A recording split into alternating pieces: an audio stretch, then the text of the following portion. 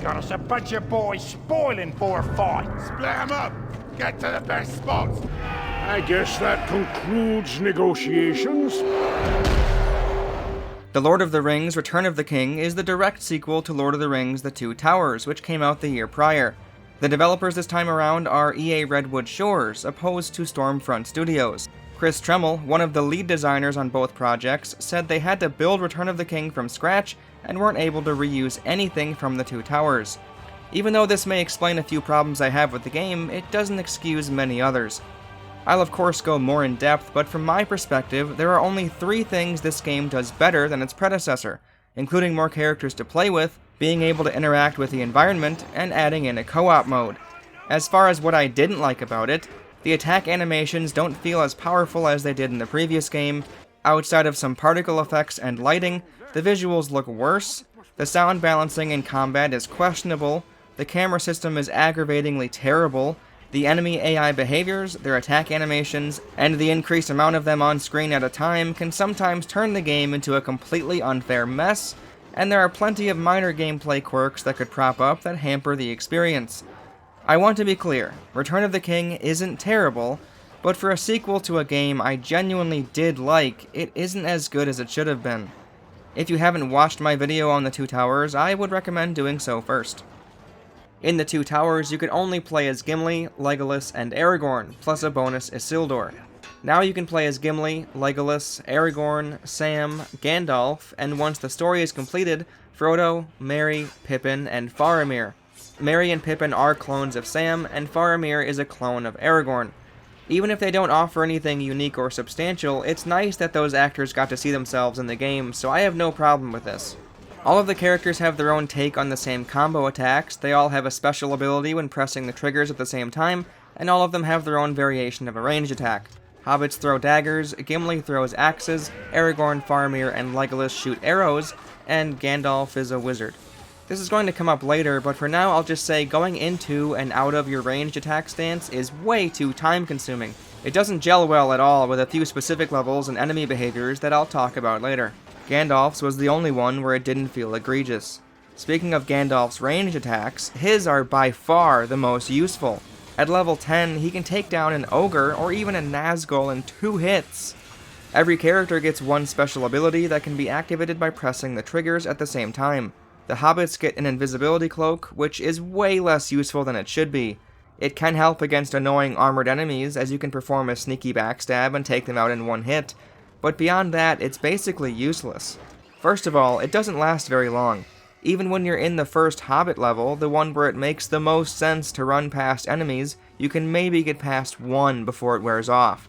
You slow to a crawl while using it, and it also doesn't affect if the Nazgul can see you either.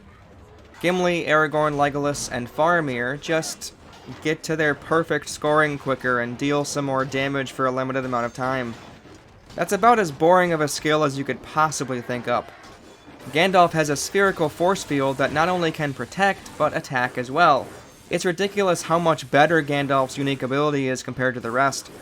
All of them have some sort of charged attack, and yet again, Gandalf has the best one far and away. His staff slam clears out enemies all around him, whereas everyone else gets whatever this is. I don't even understand how these attacks could ever be viable, since you're extremely vulnerable when you charge up, and it can barely hit someone that's 2 feet from you. Before moving on to the scoring and upgrade system, the animations need some undivided attention. The designers seem pretty proud of the fact that they mocapped the real stunt doubles from the movie, which helped them reach their goal of not just looking like the films, but being exactly like the films. Perhaps that last line was referencing the level layout and backgrounds, not the animations themselves, but either way, a lot of effort was put in to make the attacks feel good. It's a shame, then, that they feel pretty horrible. I'll show you a side-by-side comparison of the simple weak, strong combo, and you tell me which looks, feels, and sounds better.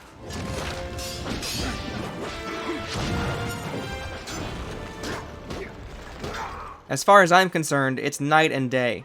You could argue the only reason it looks and sounds different is because of the explosion effect that was present on the flourish of every combo. However, even the strong attacks packed more of a punch, thanks to the character connecting with the ground, always providing a definitive ending to the swing. Use your strong attack on enemies with a shield in the two towers, and it feels like you're crushing the shield into splinters. Do the same thing in Return of the King, and it feels like you've smacked a punching bag with a bat. Maybe this is a testament to how well the two towers felt, since nearly every attack, outside of a few licorice whip sound effects, felt satisfying to perform. In Return of the King, it sounds better on occasion, but it feels worse more often than not. Another grievance of mine related to the animations have to deal with the killing blows and even a few of the insta-kill parry attacks. In the previous game, doing an insta-kill parry attack made every other enemy pause in place.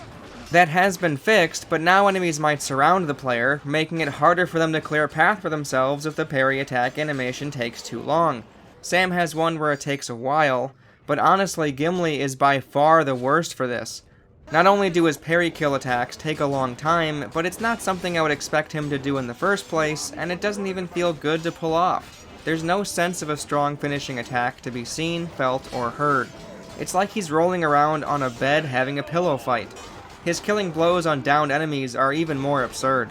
Take a look at his killing blow in the two towers. Just a downward slash, exactly what I expect from Gimli, no frill, just kill. In Return of the King, he twirls his axe around his body like he's trying to win a dunk contest. I've gone back and watched a compilation of every Gimli kill in the movies, and he does do something resembling this once. One time. In this game, every parry kill and killing blow is a Fortnite dance routine. Not only do I personally dislike how flashy it is, but it also takes too long, meaning it's flat out less useful in a pinch than it should be.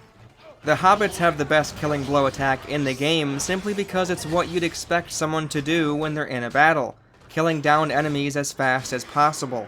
You can get 2 or 3 of them in a row before they get up, opposed to 1 or 2 if you're lucky with Gimli, Aragorn, and Faramir. The development team had to have known there was a discrepancy with the animation length for the killing blows between different characters, since the attack works on enemies when they're in the process of standing up, which looks awful.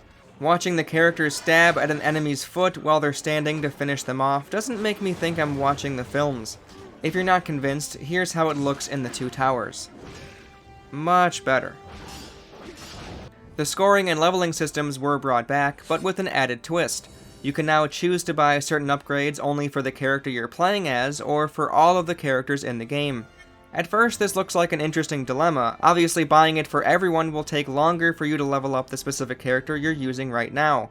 However, when you stop and think about it, it makes literally no sense to not buy the Fellowship upgrades every single time. They're outrageously cost efficient in the long run. Even if that wasn't the case, you're still restricted by which level you are. Having an extra 20,000 or even 100,000 experience and nothing to level up feels pointless. I don't see why they couldn't have ditched the leveling system entirely, raise the prices across the board, make what are now the lower level skills cost less than the higher level skills. The scoring system is basically the same as it was in the previous game, so discussing its depth, or lack thereof, seems redundant.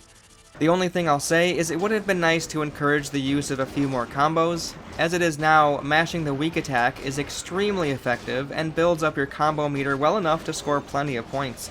If you happen to see a shield or armored enemy, strong attack once or twice, then it's back to weak attack spams.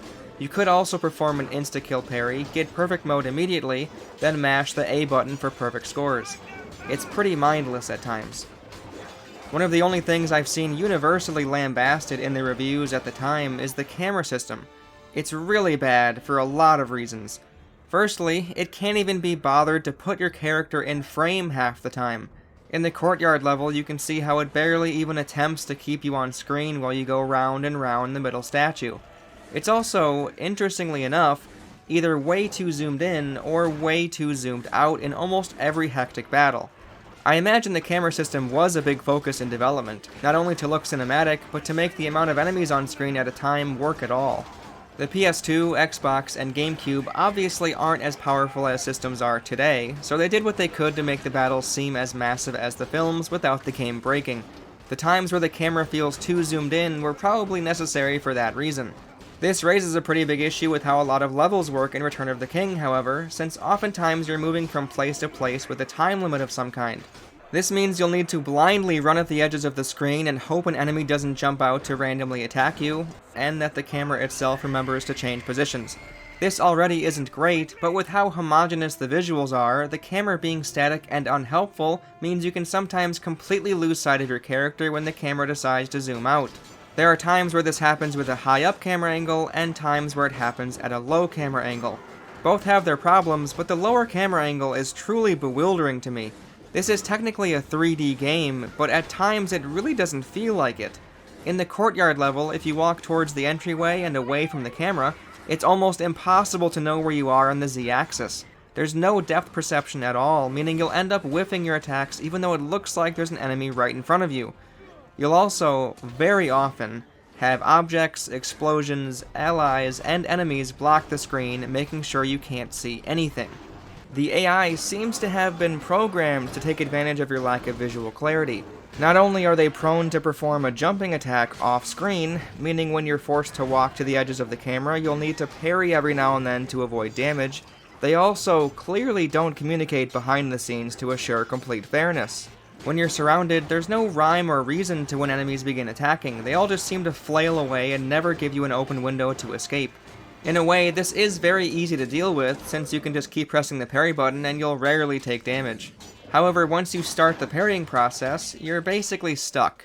If all of the enemies happen to not have a shield or heavy armor, you can use your weak attacks to break through, since weak attacks still protect you from incoming damage just like the previous game. If any of them have a shield or armor, your weak attack will be repelled and you'll be punished immediately.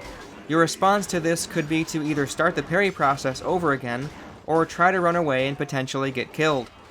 The insta-kill parry attacks would seem to be the solution, right? If you've played the game before, that's probably what you're thinking. Yes and no.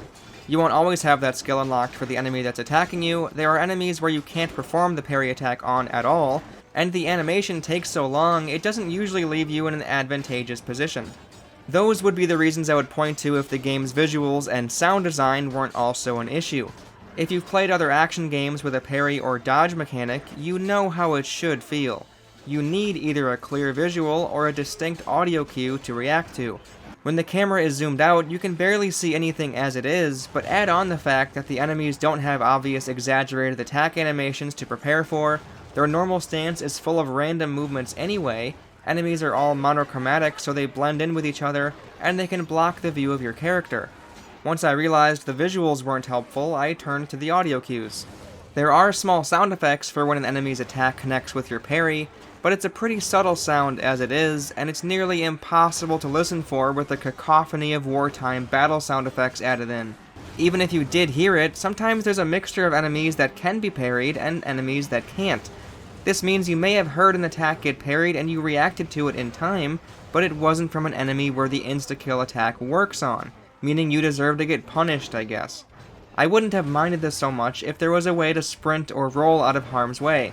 Like I said, there are lots of moments in the levels where you'll need to ignore some enemies and focus on a different task, and running away from hostiles means you'll probably take damage.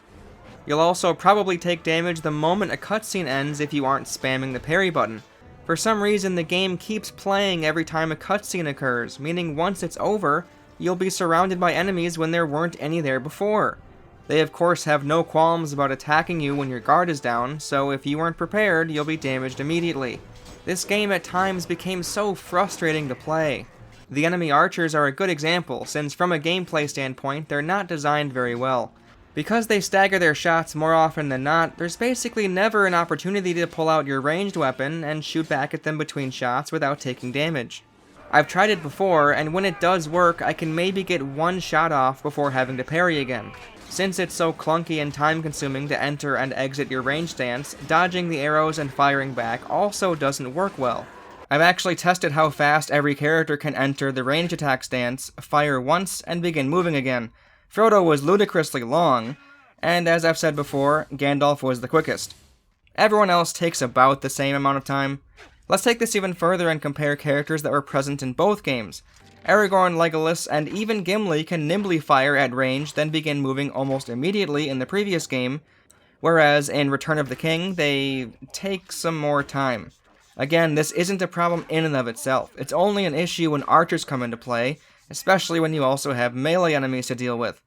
If you decide to take out one of the archers from a distance, Regardless if you parry arrows or dodge them, it feels clunky and can often lead to taking damage. If you want to see how annoying multiple archers can be, play the post-game gauntlet levels. They throw waves of them your way, seemingly for the sole purpose of frustrating players who want to 100% the game. When they get combined with other enemy types, the futility of it all really starts to set in. Finally, the archers do usually have a window where they won't fire, but it's not conveyed well at all. They hold their drawstring back and wait a certain amount of time before finally firing at you.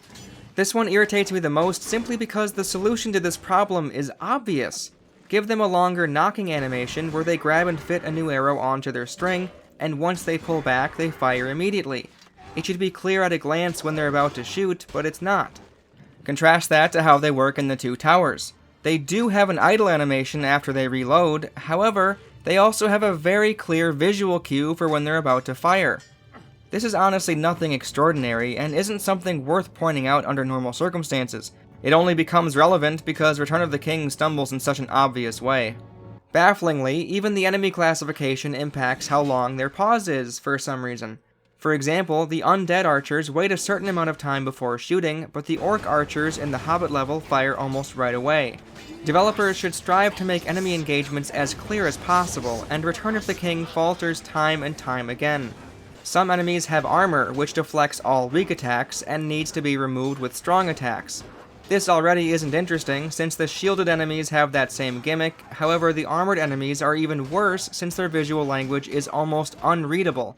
When you break through their armor, depending on the enemy, a little thing pops off and their stomach is slightly more exposed. With how low of a resolution these games had, this isn't nearly enough of a visual flair that they're open for a combo.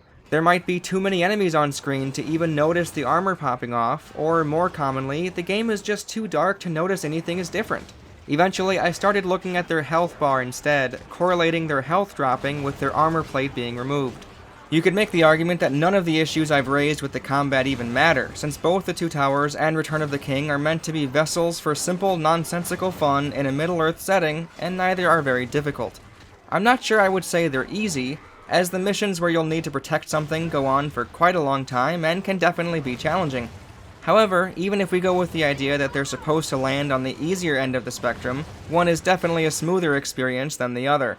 In the Two Towers, you gain a second armor health bar, which tanks a lot of damage. You do supposedly level up your health in Return of the King, but it never felt like I had an abundance of HP at any point. Even though you do get knocked down more often in the Two Towers, you also get back up much quicker, and your rising attack works. In Return of the King, your rising attack doesn't do anything against enemies with armor, but it also has a hard time connecting with regular orcs, and it also takes you longer to get back up. Since there are more enemies at a time, it also means you're much more likely to get damaged again randomly afterwards. All of this is to say that in terms of moment-to-moment gameplay, Return of the King provides a much more aggravating experience. Thankfully, a few of the environmental weapons can help with the ever-annoying armored enemies, especially the spears. They're either a one-hit kill, will break an enemy's shield, or remove the enemy's armor. The camera angles and muted color scheme make it difficult to know where you're aiming the spear, however, but enough of that for now. The other environmental doodads are often much more interesting, such as the precarious bowls of McDonald's coffee, the ballistas, the catapults, and even some baskets of fire you can tip over. The Hobbit path sees the most usage of environmental weapons. I'm sure everyone who has played the game remembers how satisfying rolling the bell down the stairs felt. Lowering a ramp to kill enemies is also fun, and the best of them all is the chandelier dropping onto what looks like hundreds of orcs. It's actually like 10. Like I said, one of my favorite things about Return of the King was the environmental interactions, so these were almost always a great time. I mentioned that the sound design was questionable, but that really only applied to the balancing in total when trying to listen for audio cues. The scripted sound effects were pretty spectacular, especially any time an explosion happened. A few of the voice actors sound like they said their lines over the phone, but Gandalf and Saruman in particular sound pretty good. There's a few lines in particular which are hilarious, so hopefully YouTube will let me play them for you in full. They must be saved! I guess that concludes negotiations. Scatter, you little monsters! There's a bunch of boys spoiling for a fight. We're getting clobbered! Pull out! Hands off the shiny shirt! That's mine! Sam! I mentioned that the graphics look worse this time around, But I will admit there clearly were some advancements in the lighting department. I could tell this torch off screen, for example, was definitely lighting up Sam's face when he walked towards it. That is nice, but for the most part, every outdoor area of the game is overcast. Muted, monochromatic, boring gray and brown, whatever you want to call it, that's what it is. In the last video, I pointed out that the few areas I thought looked pretty good were the brightly lit ones. There aren't any levels in Return of the King that even comes close to showing a hint of sunlight. I also don't think the graphics look that good either. There may be more polygons on screen at a time, and the particle effects look nice, but the picture I see on screen just isn't as appealing as the two towers. The only exceptions to this, of course, being the Path of the Undead and the Crack of Doom levels. Even I can't deny how good these look. This last one is a petty complaint, but I just can't get the image of Aragorn looking like an idiot in the Black Gate level out of my head. It's so goofy looking that it's now the first thing that pops into my brain when I think of this game.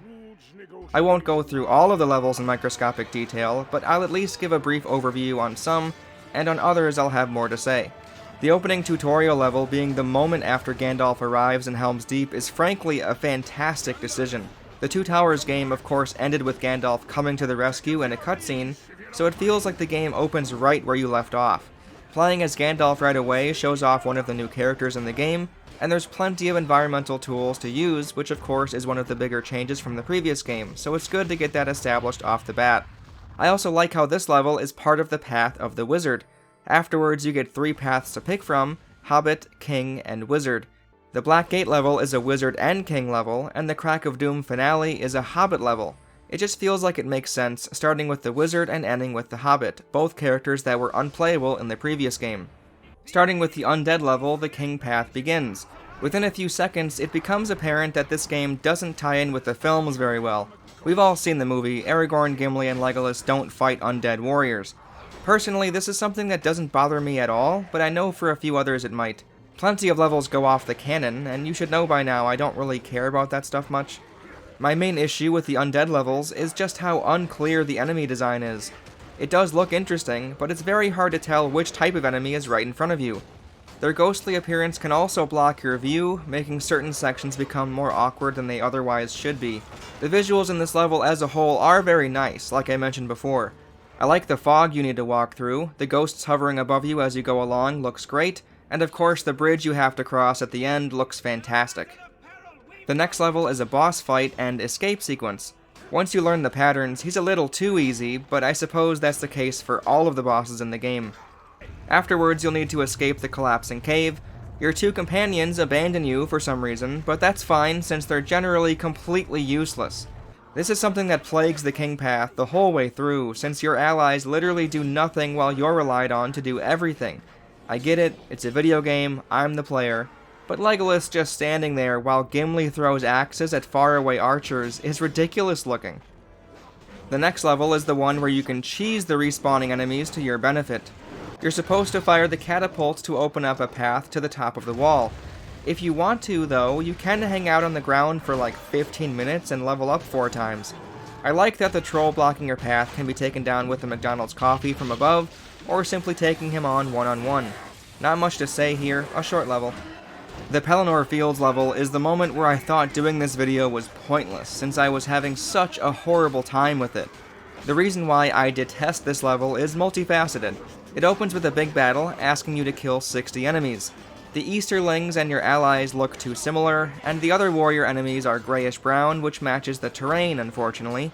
It's easy to get lost, or to get trapped in an endless parry fest. It's a good example of how, even when you think you've timed your window of attack properly, the enemy can just decide to swing anyway without much warning. When I slow this one down, I can't even tell what hit me. So yes, battling these enemies isn't a great time. After you kill 60, something ridiculous happens. Will destroy everything in their path. Stop them before they reach Eowyn and Merry. Move! Move! Move! Careful, Austin!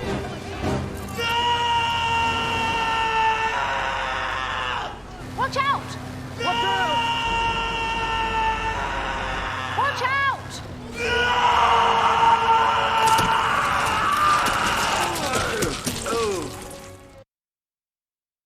In all fairness, one of the reasons I failed this mission so many times is I kept walking down the ramp and firing at the Witch King on the ground level, where you're supposed to just walk along the raised surface and fire at him there in safety.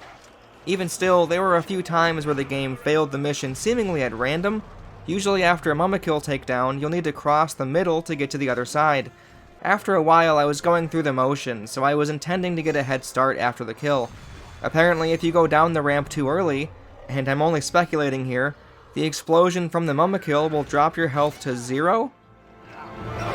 They must be saved! Worse than that, however, was the time I completed the mission, took down the Witch King, I got the full cutscene of victory, but I'm assuming because my health was so low when the cutscene started, an enemy that was nearby must have killed me during the cutscene. I can also promise you this wasn't due to me being on the ground floor, since when I finished the mission afterwards without the cheap death, I was on the ground. All of this is to say, I didn't enjoy my time with this level at all.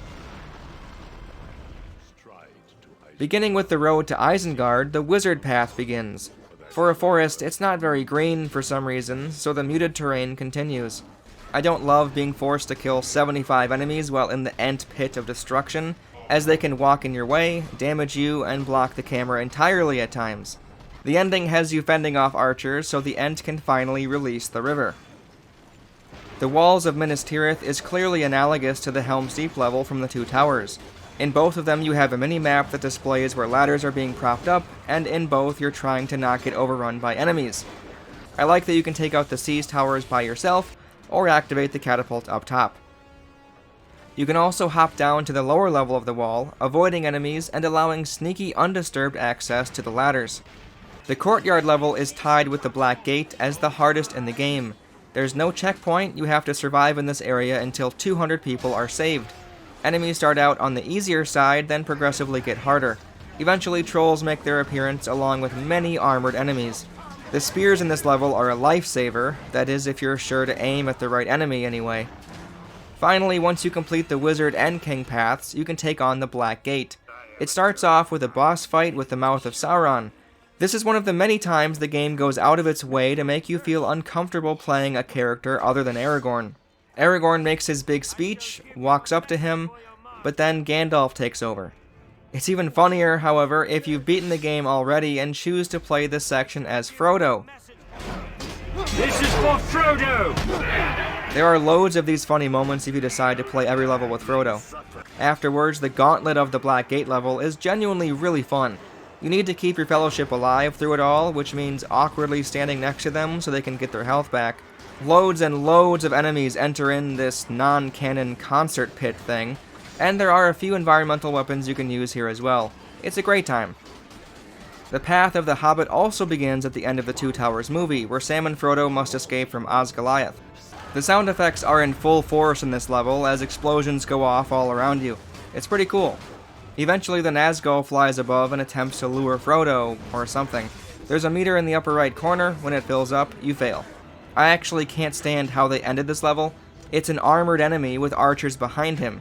If this was the first level you picked, or you didn't choose any fellowship upgrades, you won't have any combo attacks, meaning this fight is a huge pain in the ass as a weak hobbit. I'm assuming this fight was meant to be handled with the stealth backstab mechanic, but if that was the case, the archers shouldn't have been placed here at all. Shelob's lair has torches you have to use to clear paths of bugs, throw at hung up corpses to hurt enemies, and clear the way of spiderwebs. There's also a big boulder environmental interaction, which is pretty fun. I don't like fighting the small spiders at all though, and this area was so dark on my TV it was hard to see what was going on. The Shelob boss fight isn't bad. One interesting thing I noticed is if you throw your daggers at Shelob when she's in her high up crevice, she'll leap out and join in with the smaller spiders attacking you. The final level, where Sam is the main character, is probably most people's favorite of the game. It has so many interesting environmental hazards to use, you can kill most of the enemies without having to use your sword. I've already shown off a few of the cool parts of this level, so I'll be brief. One thing that caught my interest was near the end. The enemies all flee into a tower, and you're supposed to shoot a ballista at it, clearing the path forward. If you try to fight these enemies without it, you can kill most of them, but you won't be able to go forward, and there are a few orcs that are invincible for whatever reason. The game really wants you to activate that ballista. Heavy-handed, yes, but it's an older game, so it isn't a big deal. There's a boss fight with a random orc, throw a spear to break his shield and stun him, attack, and repeat. Anytime you aren't the correct character in a level, the game will remove them from the cutscenes. I don't think anyone would have minded if the cutscene played out the same with Sam, so it's kind of a weird thing to do. The same thing can happen in the final level of the game when replaying and not picking Frodo.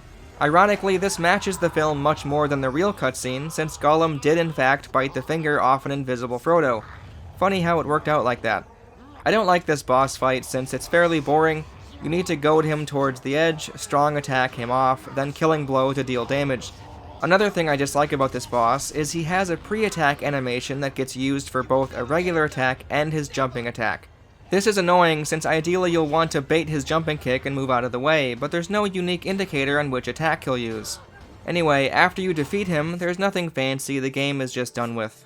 You unlock Faramir, Pippin, and Merry, as well as plenty of cheat codes like last time. There are also 2 gauntlet levels, which are terrible. Just lump all of the camera, AI, and visual issues I've discussed earlier and make them happen constantly. That's gauntlet mode for ya. There's also the behind-the-scenes videos like last time as well, showing new interviews with the cast talking about various topics. I've already talked about this stuff in the previous video, so I'll just kind of move on. Finally, there is a co-op mode, which has you playing levels in a specific order. The Path of the King, then the Path of the Wizard, then the Path of the Hobbit. In quite a few ways, the game becomes much easier with a friend. You can respawn once if you die in the level, archers don't pose as much of a threat, spamming the A button with 2 people is even more overpowered, and boss fights take less time. However, there were some ways where it became more difficult. The camera angles in many of the fights for co-op mode are different than they were in single player. This tells me that the designers had to have known something about the camera system wasn't working. I'll give them effort points, but it didn't seem to help much. My main issue was that triggering the camera to change positions required both characters to cross some kind of threshold, meaning it became impossible to see my character if my friend wasn't right by my side. In cooperative mode, you do get 1 respawn, but you don't get any checkpoints. This means once your extra lives run out, it's back to the beginning. What's even more annoying is when a player dies the first time, their dead body is what locks the camera. In the Pelennor Fields level, one of us died right as we were crossing the middle area, and that is not a good place to get stuck for 10 seconds. This just seems like an oversight. The ending to the 3rd Hobbit level also has a massive oversight for co-op mode, but it's a very specific one. Even though it doesn't affect the single-player experience in any meaningful way, the bridge collapsing behind Sam is a daunting task with a friend. If you're out of step, the lagging player will fall to their death immediately in a hilariously abrupt fashion.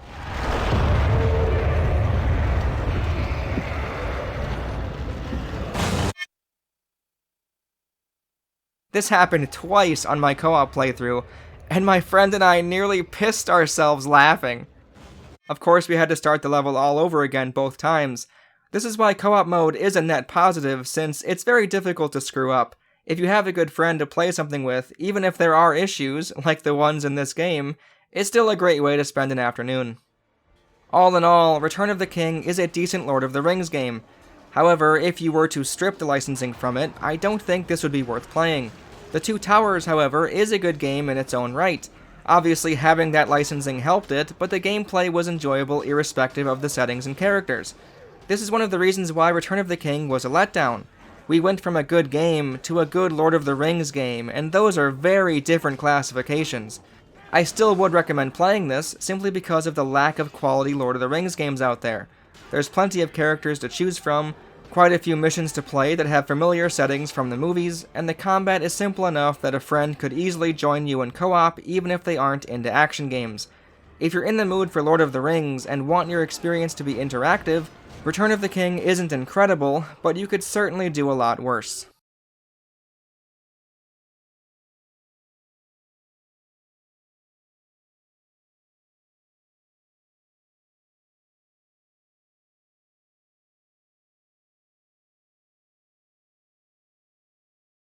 Scatter, you little monsters!